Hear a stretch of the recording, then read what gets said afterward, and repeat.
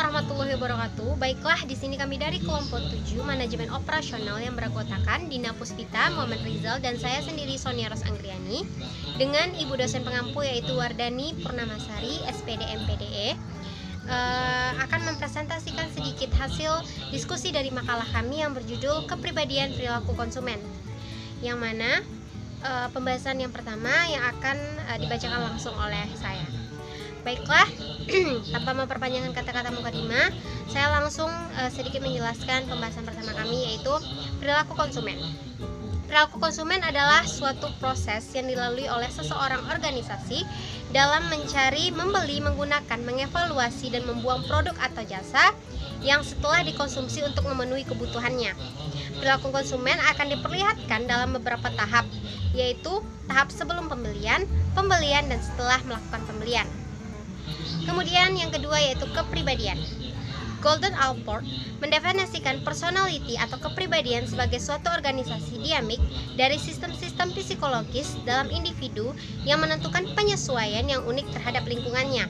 Secara general, personality sendiri merupakan keseluruhan total cara seseorang individu berinteraksi dengan yang lain.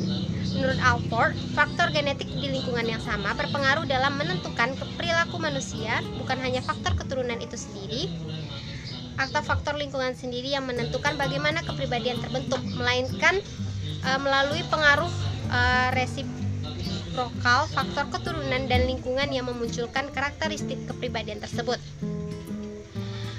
Kemudian, sehubung dengan adanya peran genetik dalam pembentukan kepribadian, terdapat 4 pemahaman penting yang perlu diperhatikan, yaitu yang pertama,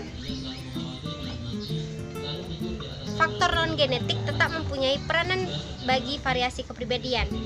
Yang kedua, akan ada perbedaan lingkungan pada orang-orang.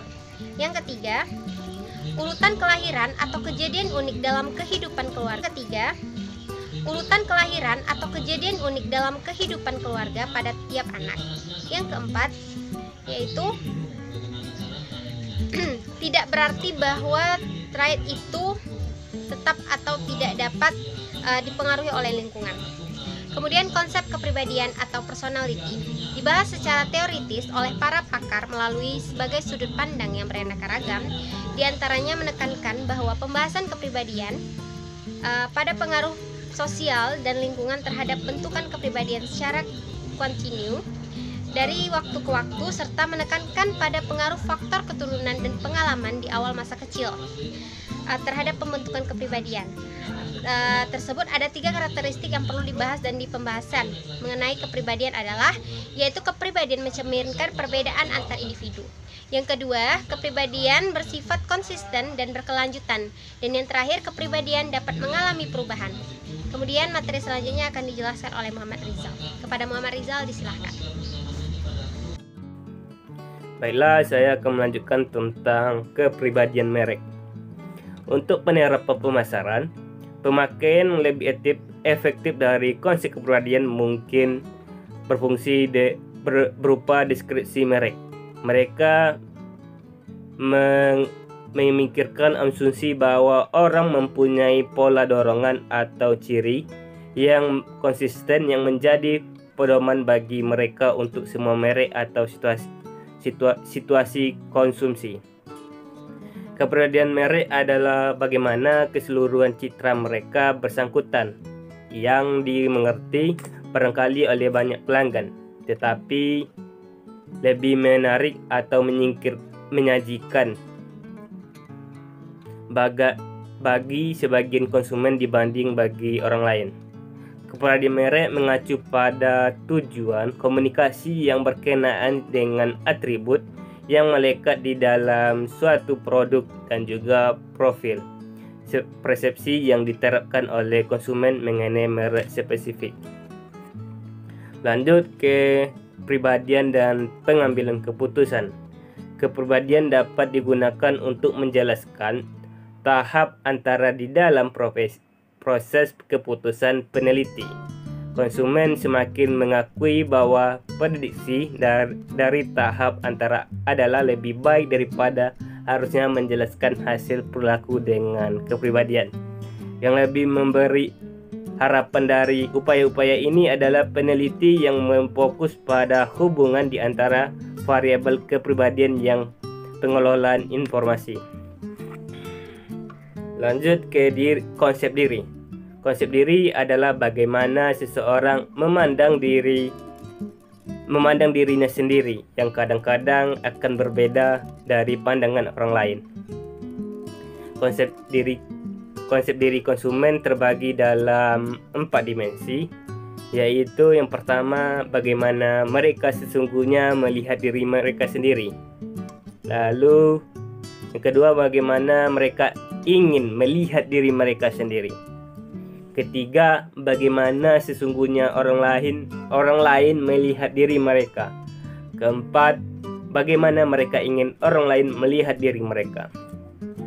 Bagaimana konsumen memandang diri mereka dapat menjadi dorongan yang kuat pada perilaku mereka di pasar, sehingga pasar dapat menggunakan konsep diri dalam merancang strategi pemasaran.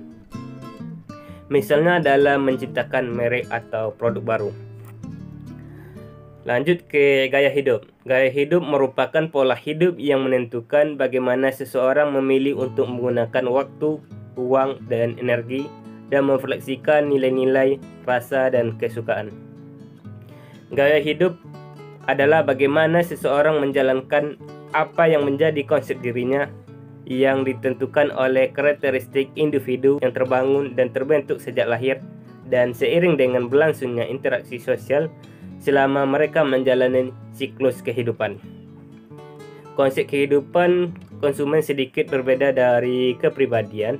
Gaya hidup terkait dengan bagaimana seseorang hidup, bagaimana menggunakan uangnya, dan bagaimana mengalokasikan waktu mereka. Kepribadian menggambarkan konsumen lebih kepada perspektif internal yang memperhatikan karakteristik pola berpikir, perasaan, persepsi mereka terhadap sesuatu. Selanjutnya dilanjutkan oleh Dina. Baiklah, saya akan melanjutkan materi selanjutnya, yaitu teori kepribadian.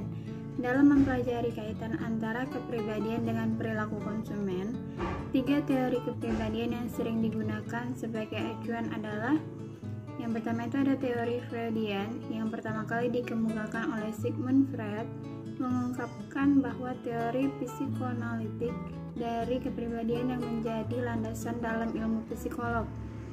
Berdasarkan teori Freud, kepribadian manusia terdiri dari 3 bagian yang saling berinteraksi satu sama lain. Ketiga bagian tersebut adalah ID, superego, dan ego. Lalu yang kedua itu ada teori neo-Freudian yang mengemukakan bahwa faktor utama untuk mempengaruhi pembentukan kepribadian manusia bukan dari dirinya sendiri, tetapi dari hubungan sosial.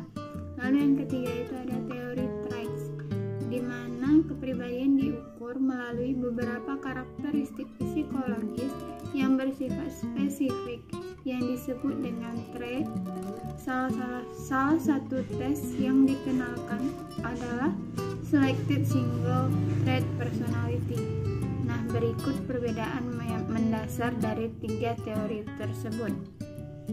Yang pertama itu dasar pemikiran, di mana Freud memiliki dasar pemikiran manusia memiliki dorongan yang tidak disadari, sedangkan neo-Freud pembentukan dan pengembangan kepribadian didasari melalui hubungan sosial, dan trait memiliki dasar pemikiran. Kepribadian manusia bisa diukur menurut karakteristik psikologis khusus yang disebut dengan sifat. Lalu yang kedua itu ada kepribadian manusia dipengaruhi oleh 3 komponen.